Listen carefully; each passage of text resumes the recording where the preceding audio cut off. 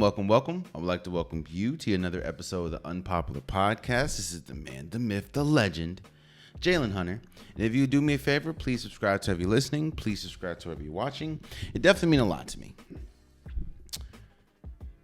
We've said it on this podcast time and time again. Fit matters. Fit is the most important thing when it comes to sports. You look at some people that, one of the biggest examples, let's say football. One of the biggest examples of fit matters is Ryan Tannehill. Ryan Tannehill looked like an absolute bust in Miami. You go to a new organization, which is the Tennessee Titans. You go to a new coach. And now Ryan Tannehill looks, I'm not going to say like the best quarterback, but he looks like a very serviceable quarterback. He's a good quarterback. Fit matters. Now, of course, when I say fit matters, I'm talking about Andrew Wiggins and his fit with the Golden State Warriors. But let's not start with that. Let's start with literally what we're seeing in these finals. First and foremost, apologize to not dropping on Saturday. You know, car problems is something that you just never see coming until it comes. So I apologize for not dropping. But let's talk about Game 4 and Game 5. First of all, you're starting to see one of the biggest reasons why I chose Golden State in 6. Now, there have been things to develop over the finals that have kind of, I'm not going to say changed my mind, but kind of gave me pause. But Game 4 and Game 5 is the purest example and the prime example why I chose Golden State in 6. Game 4, Golden State was down 2-1.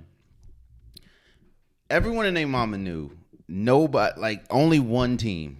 Well, I'm not going to say, yeah, only one team, I believe, came back from 3-1 down in the NBA Finals, and that's the Cleveland Cavaliers back in 2016. So the last thing Golden State wanted to do and could do was go down 3-1.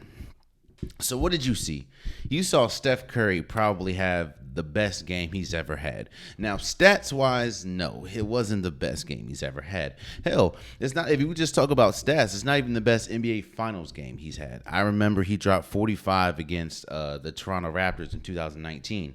Yes, they did lose that game, but stat-wise, it wasn't even the best. But why a lot of people, including myself, think this was the best game he's ever had in the playoffs is because of the gravity of the game. It's because of how important it was. I think he finished with 43 points, 10 rebounds, and I think like 4 or 5 assists. And to highlight this point also highlights another point, and we'll talk about Jason Tatum. We'll talk about Jason Tatum and Steph Curry at the same time. Steph Curry knew. Everyone in their mama in Golden State knew the last thing you can do is go down 3-1 against these Boston Celtics, which, by the way, quiet as it's kept, Boston is a better team than Golden State.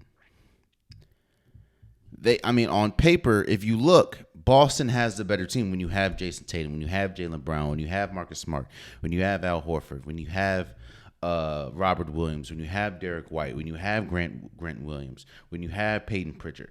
They are a better team. But like I said, one of the biggest reasons why I chose Golden State in 6 was experience and the gravity of the moment. A lot of people talk about Celtics being in multiple game 7s, being in multiple hard-fought playoff series. Now, am I saying that Boston can't come back and win this series? I'm not saying that at all. That would be a daunting task at this point. But what you saw in Game 6 from Steph Curry is exactly what you thought you would see in Game 5 from Jason Tatum, and you didn't see that. In Game 4, Steph Curry went crazy. Steph Curry had 43 points, 10 rebounds, I think 4 assists. Draymond Green had another bad game. Klay Thompson, I think, maybe had like 15 points or so. But Steph Curry was not going to let Golden State go down 3-1. And in Boston, a hostile environment, once Steph Curry starts talking to the crowd, is a wrap. You don't really see that. He's more of a male man. Like, he'll have flashes of yelling and stuff, but once he starts talking to, it's a wrap. But then you go to Game 5. Everything that was supposed to go right for Boston did. What do I mean by that? Because you're probably thinking to yourself, wait, Boston lost Game 5. Everything that was supposed to go right for Boston did, except for the first quarter and the fourth. What do I mean by that? Boston dominated Golden State on the boards. Boston had way more free throw attempts and free throw makes because he had more free throw attempts. Boston had held Steph Curry to 16 points.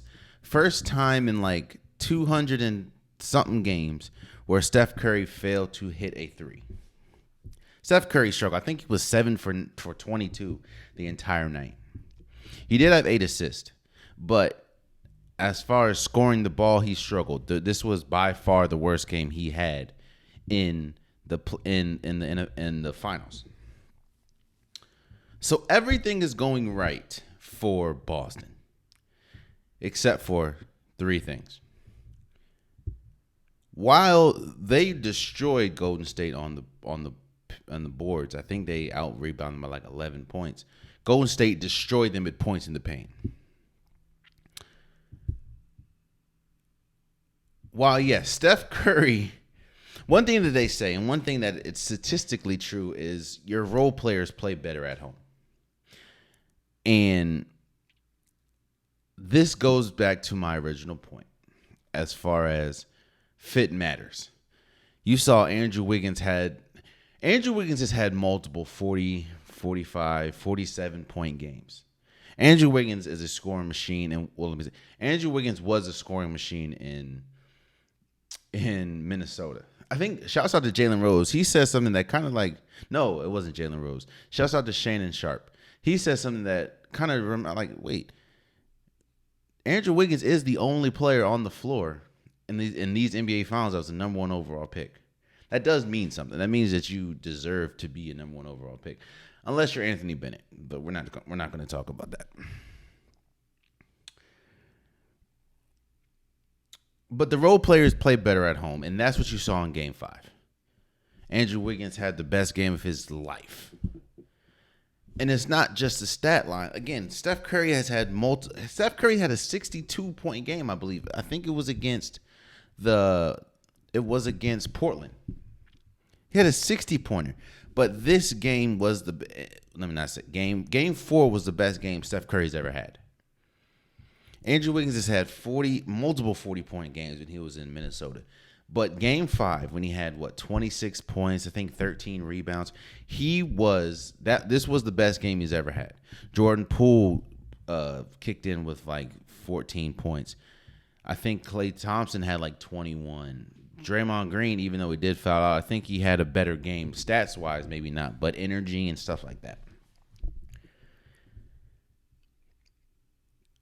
But this is why, like I said, it goes back to fit matters.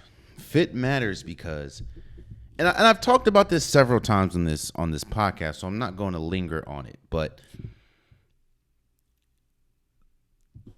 Andrew Wiggins there was a bust label. There was a bust. When people thought about Andrew Wiggins, they thought of bust. Again, there is a certain level of pressure that comes with number 1 overall pick. If you think about it, look at Baker Mayfield. You think a lot of the things that I'm not going to say tolerate, but a lot of we talk about Baker Mayfield as much if he was the number 1 overall pick, especially when you see the stats that he puts up. We talk about Lamar Jackson way more than we talk about Baker Mayfield, but we talk about Lamar Jackson due to his talent. We talk about Baker Mayfield due to, he's number one overall pick. Hell, we still talk about Johnny Manziel. And I think he's on the fan league or something like that. Fan generated league or something. Andrew Wiggins, while yes, I think coming out of Kansas, he deserved to be the number one overall pick, especially for that draft class. And yes, I do think that he underachieved, and I do think that he should and could have been better when he was in Minnesota. But just because you're a number one overall pick doesn't mean that you pan out to be a number one overall pick. But that doesn't always mean that your career is bad. It doesn't also mean that you're trash. I think what a lot of people do is you're either great or you're trash when you're a number one overall pick. There's never an in-between. We talk about Derrick Rose. A lot of people say his career, due to injuries and everything, but he was great when he was great. We talk about, hell, Anthony Bennett caught a stray. He'll catch another stray. Anthony Bennett may possibly have been the worst number one overall draft pick. He is trash. You see, Andrew Wiggins, while he may not, it's also hard being a number one overall pick because you're going to a trash organization. Hell, this is the first year the Timberwolves have been good since Kevin Love. And I think this is the first year that they made the playoffs since 2001? Which was Kevin Garnett days, I believe. So what I'm saying is fit matters, man. And you go from being a number one option or being a number one or two option between Andrew Wiggins and Karl Anthony Towns to being a third and fourth option. Hell, a lot of people thought, including me, I'm not going to sit here and say that I'm just great at predicting things. I sat here and said that one of the biggest reasons why Golden State got Andrew Wiggins was because he can be a good trade piece. You can package him up with maybe, I think they had the number 2 overall pick at the time, which turned into James Wiseman. You can package him up and ship him somewhere. Andrew Wiggins is a good, solid player. He may not be able to be your number 1, maybe not even your number 2, but he's a good, solid player, and you get a draft pick. I thought they were going to flip him for somebody big. Hell, I think I said on this podcast maybe that I thought they were going to flip Andrew Wiggins in the Kuminga pick and the number 2 overall pick. I thought they were going to flip them for Joel Embiid. Because remember the are they going to keep Joel Embiid? Are they going to keep Ben Simmons? That storyline that was going on in Philly. But I have no problem admitting when I'm wrong, and I was wrong. I wasn't wrong in saying that Andrew Wiggins isn't a good piece. I was wrong in saying I didn't know, with the contract that he has with him, I didn't think he was going to fit in Golden State as perfectly as he has. So shout out to Andrew Wiggins and shout out to Golden State for now being up 3-2. Oh, and for people that say, just because Steph Curry had a bad game, for people that say that he is not the Finals MVP, it should go to Andrew Wiggins. Look here.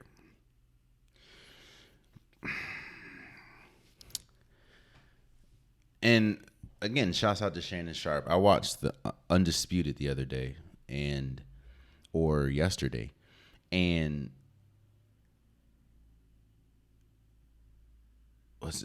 Skip Bayless. No, Shannon Sharp.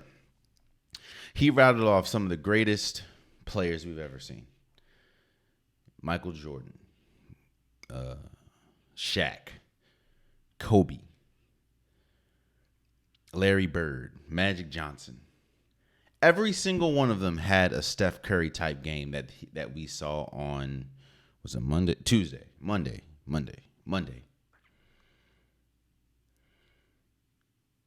I think Jordan had a 7 for 29 game. I think Kobe had a 6 for 28 game. Like, everyone's had those type of games. It doesn't mean, Steph Curry at this moment is averaging 30.6 points a game, 5.8 rebounds, and 4.6 assists. If that is not, and he is leaps and bounds as far as stats wise. I think the next best player is like 18, and I think that's Klay Thompson.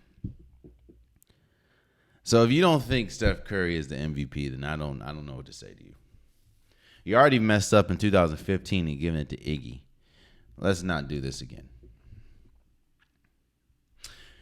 But I want to go back to something. We talked about Game 4 Steph. We talked about Game 4 Steph and how he knew and how he went in with the mindset that I'm not going to let my team go down 3-1. And we saw arguably the greatest performance he's ever had. And I said the performance that we saw from Curry is the performance that I thought we were going to get from Jason Tatum in Game 5. Now, did he need to match the 43 points? No. But this is why I said, people killed me. I got a lot of DMs for this. When I talked about Jason Tatum and I talked about stars versus superstars. And now this was when Tatum was going crazy against Miami. I understand Tatum's 24. And I'm not comparing him to LeBron, but LeBron James was a superstar at 24. Kobe Bryant was a superstar at 24. Shaq was a superstar at 24. Kevin Durant was a superstar at 24. What do they all have in common that Jason Tatum has in common with them? Is that people, let me say this. I said this episode, now say it again for people that missed that episode. Stars and superstars, to me, a star has the talent of a superstar. You can't tell me everyone's talented in the NBA, but of course there's levels to it. But a star has the same, I'm not going to say same exact. The star has superstar-like talent. It's just the mindset. It's the consistency. And that's not what I'm seeing from Jason Tatum. Jason Tatum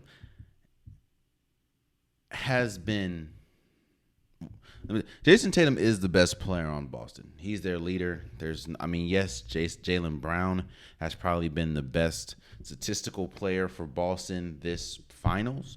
And I would choose Jaylen Brown as finals MVP if Boston does go, find a way to win 2 straight and beat Golden State in 7.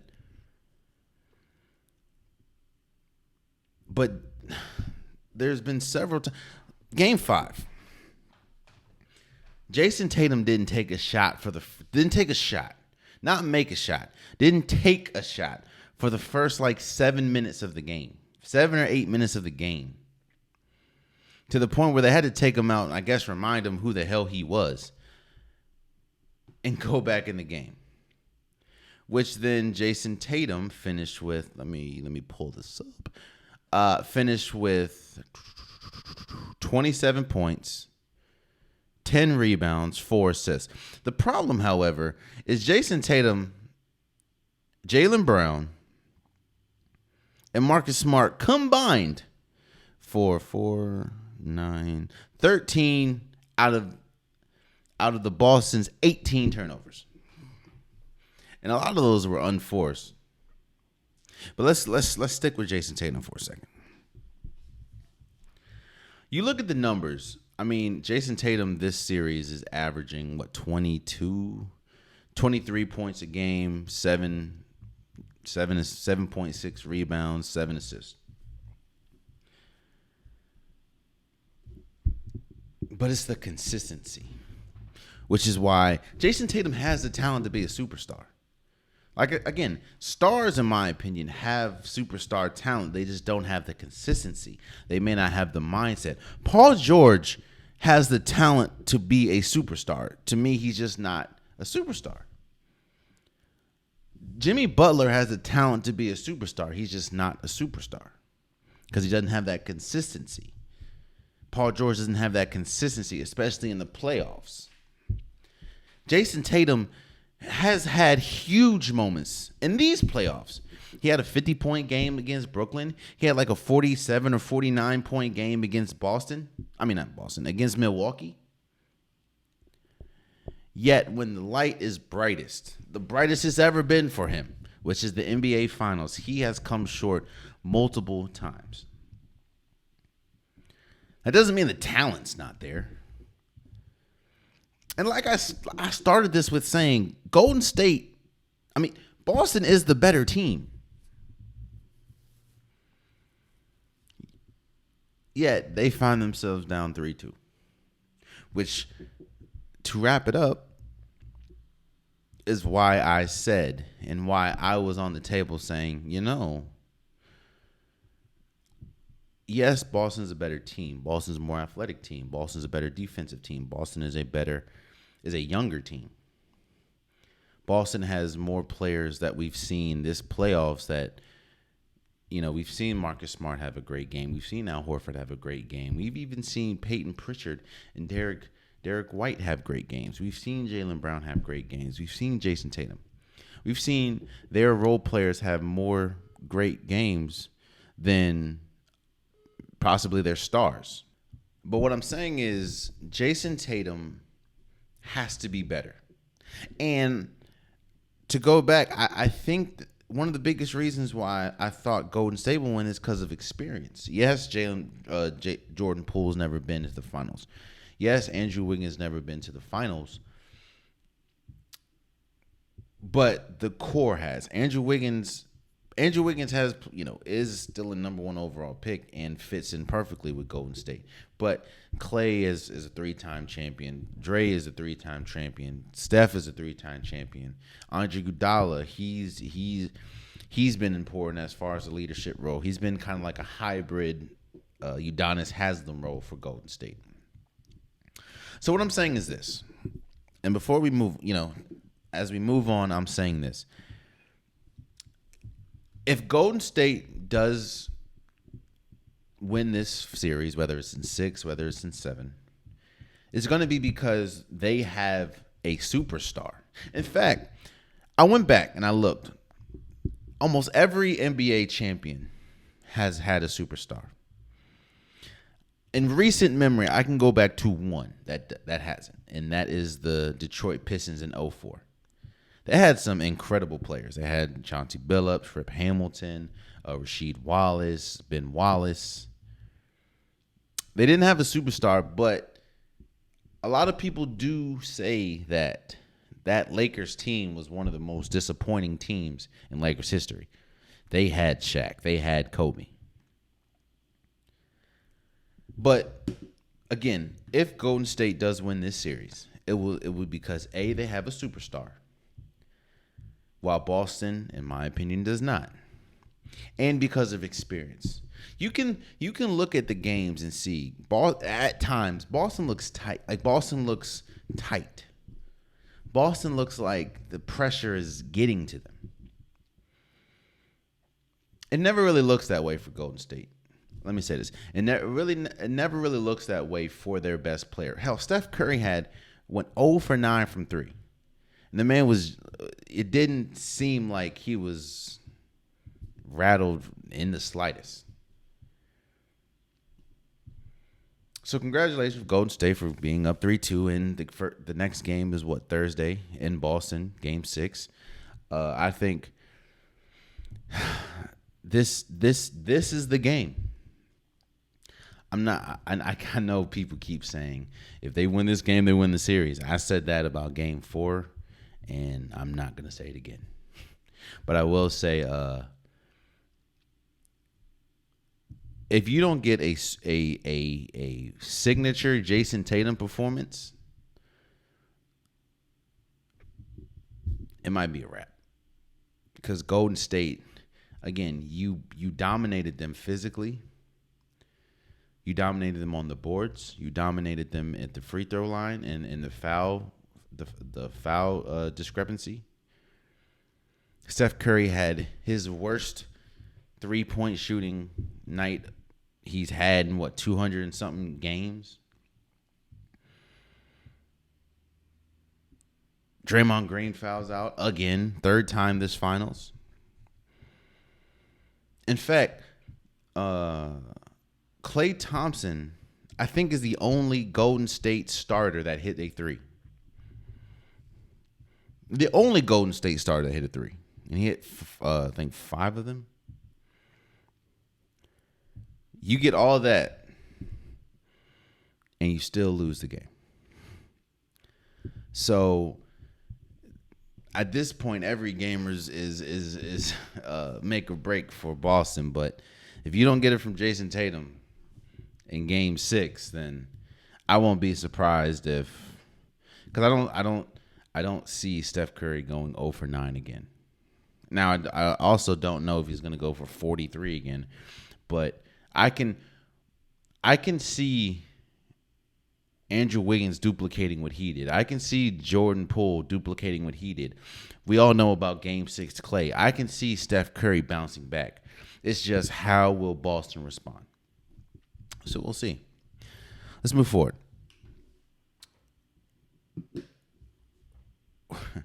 So we're in the NHL Stanley Cup Finals. You have the Avalanche and the Tampa Bay Lightning. Let me first say that every single time I made a prediction, it was drastically wrong. First, of course, I'm going to ride or die with my Capitals. That was a huge failure. Then I chose the team that beat the Capitals, the Panthers. That also was bad. And I went with Connor McDavid. It's also bad. So now we're here. The Tampa Bay Lightning looking for they're looking for a three-peat. And against the Colorado Avalanche. And to be honest with you, when I sit here and think about it, this was the matchup that it should have been. I know a lot of people say, but what about, the Hurricanes and this, winning the President's Cup? I don't know if you noticed, but if you go back in history, a lot of the President's Cup's winners don't really make it out the first round. So I don't know, but you have, in fact, what you're seeing is you're kind of seeing a mirror, the NHL playoffs and the NBA playoffs. You're seeing the team that is going for history, Golden State, 6 finals appearances in 8 years. Steph Curry is trying to win his 4th championship, and first Finals MVP. The Tampa Bay Lightning are trying to join the Penguins, trying to join the Chicago Bulls, trying to join the LA Lakers as teams of three-peat. Now, I'm not here. I don't know what the hardest sport is to three-peat. I can say there's been more basketball three-peats as far as the Lakers, Celtics did it way back when they won 1,000 championships in a row because they were playing against people that was 5 feet and under. Also, like I said, the Lakers did it with Shaq and Kobe. The Heat almost did it. Golden State almost did it. But almost doesn't count. And I know there hasn't been too many three-peats in hockey, but I do know this. Both of these teams, this is the matchup that we were supposed to get, and we got. Which you usually don't see that too often. You get the matchup that you're supposed to get. Remember when we were supposed to get a Kobe versus LeBron finals? And LeBron and Dwight Howard and the Orlando Magic beat LeBron, and then we got that. Remember, we were supposed to see some of the matchups that we're supposed to see. We don't. But the reason why I said that the Colorado Avalanche and the Tampa Bay Lightning is the matchup that we're supposed to see, again, Colorado Avalanche have been pretty much the best team this entire year. They're very young. They've always been good. They just haven't been able to get over that hump until this year. And the Tampa Bay Lightning, like I just stated, are trying to three-peat. A lot of people said their first championship wasn't legit because, it was during COVID and the bubble. And the second year they came back and put that to bed. And now this year, which they came in hobbled. They came in. They've been underdogs. I mean, they lost. They've been underdogs majority of their run. I mean, they were down two games to 0 against the Rangers. And in game 3, I think the Rangers had a 2-goal lead until Tampa Bay Lightning woke up. So who do I have? Again, and I know the Avalanche has won before, but this is why I said that this is another reason why I say this kind of mirrors the NBA Finals. Now, again, I don't know who's going to win the NBA Finals. I know Golden State is up 3-2, and I predicted Golden State in 6. It could go to 7. Boston could win in 7. I don't know who's going to win. But one of the biggest reasons, like I said before, that Golden State was going to win is experience. There's something when you come down to 2 games to 0 and you're going for a three-peat. That's one reason why you felt how important 2019 was to Golden State. Now, of course, everybody fell apart from, Clay to DeMarcus Cousins when he was on the team. He got hurt. KD got hurt. Steph got hurt. Everyone pretty much fell apart at some point of that playoff run. And, of course, it was KD and Clay that ultimately fell apart in the finals. But you felt how important it was to them to make history. Because it's tough. Hell, look at some of the greatest teams to win back-to-back but never win 3. The Houston Rockets with Akeem Olajuwon. The Heatles with LeBron, D. Wade, and Chris Bosh. Again, arguably the greatest team of all time, the 2017-18 Golden State Warriors with KD, Steph, and Clay, and Dre. Hell, it's hard to win 3 in a row because if it was easy, a lot of people would do it. But I say all that to say, if you're at the cusp, if you're knocking on that the three-peat door, I think that you know that how rare that is. So you're going to try as hard as possible to get it. And while yes, the Colorado Avalanche has arguably been the best team this entire year as far as the youth, the speed, the goalie situation, even though the Tampa Bay Lightning have arguably the best goalie while Shesterkin was the best goalie this year, I think that overall the Tampa Bay Lightning have the best goalie. And I don't know how to say the man's name. It starts with a V. He was the cover of last episode, but I'm gonna go with the Tampa Bay Lightning. When you're at the door of history, and the team that you have to beat is a very young team, kind of like what you're seeing with Golden State against Boston, I think the advantage goes to the team that's been there.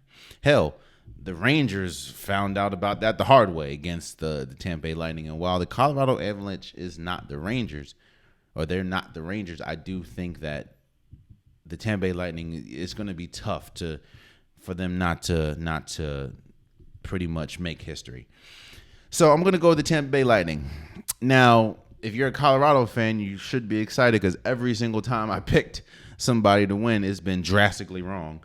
So I don't know, but I'm going to go with Tampa Bay Lightning. I think the first game was yesterday. So, I got the Tampa Bay Lightning winning. So we'll see. Let's move forward.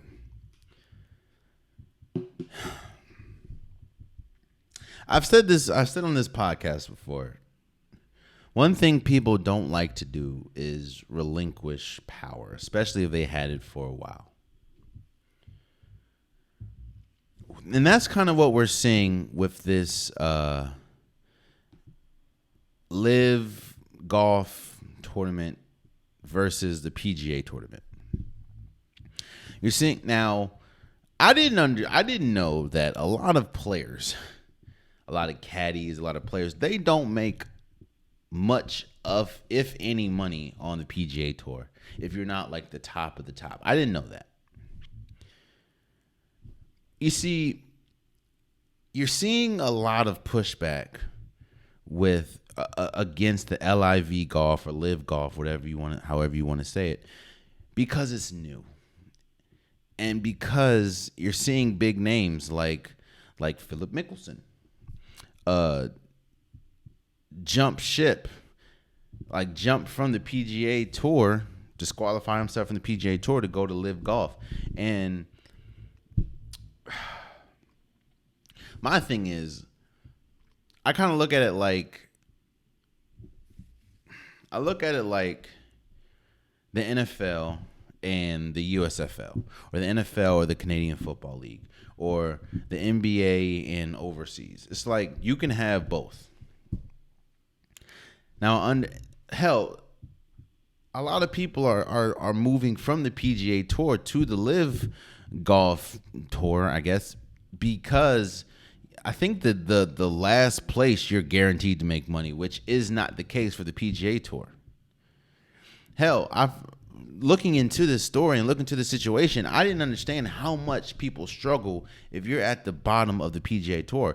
Hell, some people can't afford to live, like can't afford a living. They just do it for the love of the game, I guess.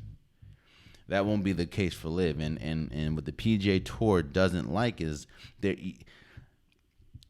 you're relinquishing power. You see, it's different when the NFL, right? Why do you think it's so hard for another league to succeed? Why do you think it's so hard for the XFL? Why do you think it was so hard for the USFL? Hell, I didn't even realize the USFL was still playing. Because when you are the big dog, the top of the top, for the longest, you do not want to relinquish that power. It's tough for you to relinquish that power.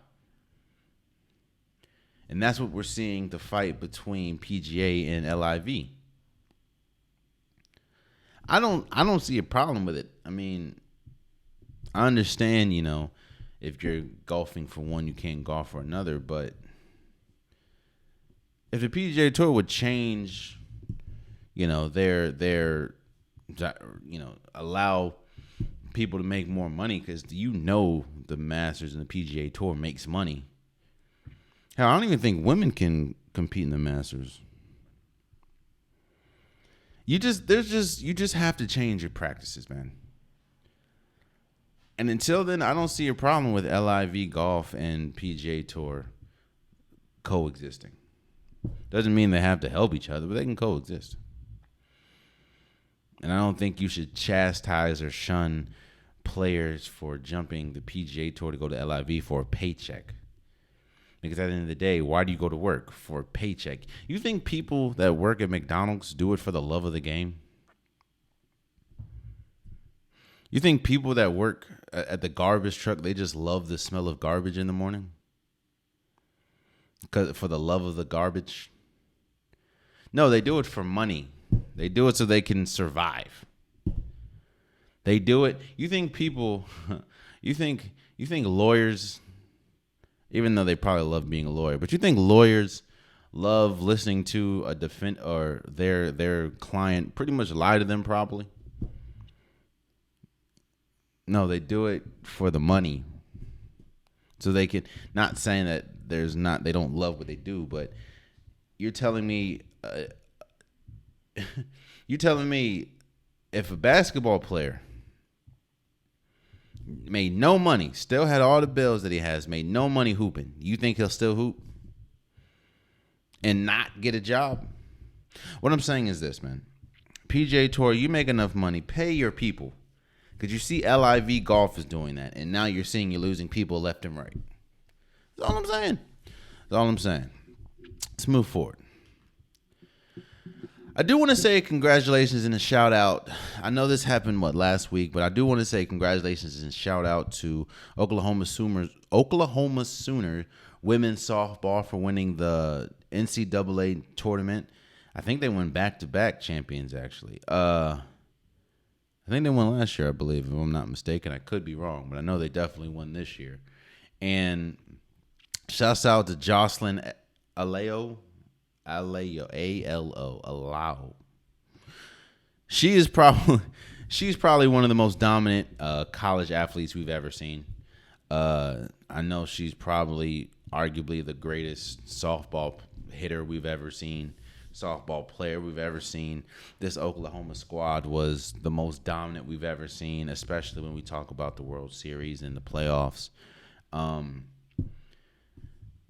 Yeah, man, it I know it's tough when you have a lot of things. You have the NHL playoffs going on. You have the College World Series as far as men's baseball. You have the NBA Finals going on. You know, a lot of organizations just love to talk about football when we're in OTAs and just starting many mandatory training camps. But I did not want to go without shouting out arguably the most dominant team in NCAA history, no matter the sport. The Oklahoma Sooners women's softball. I want to shout out to you guys. And shouts out to Jocelyn Alejo for being arguably the greatest softball hitter of all time. So shouts out to y'all. I also want to do a congratulations to Floyd Mayweather, man. And it's not just Floyd Mayweather. So Floyd Mayweather was inducted into the Boxing Hall of Fame. First of all, I was yesterday years old when I found out there was a Boxing Hall of Fame. I don't know why I didn't know that there wasn't a Boxing Hall of Fame, but you know, shouts out to them. And now that I do know that there's a Boxing Hall of Fame, it's only right that Floyd Mayweather was inducted into it. Now, he wasn't the only inductee. I know Andre Ward was inducted. And Roy Jones Jr., I believe, was inducted, which I don't know why the hell it took so long for Roy Jones Jr. if he was inducted at the same time as Floyd Mayweather. But when we talk about, all right, so a lot of people have a tough time to separate somebody's performance on the field or on the basketball court or in the ring compared to their off the extracurricular activities.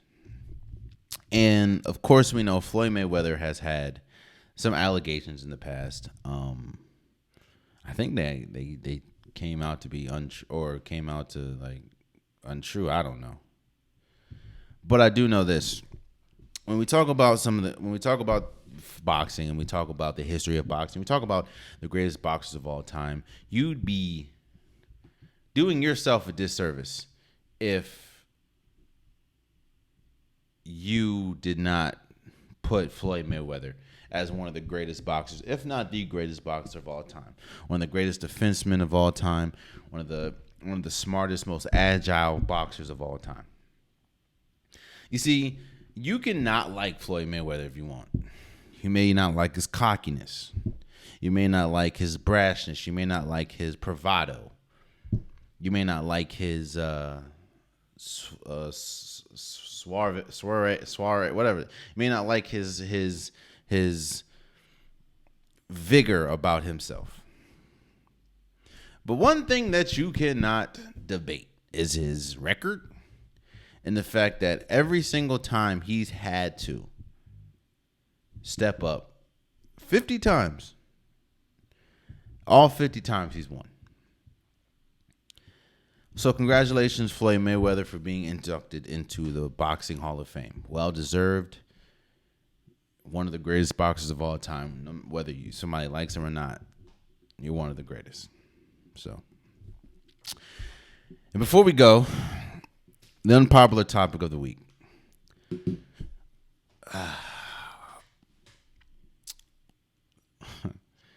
So, I think as of yesterday, two more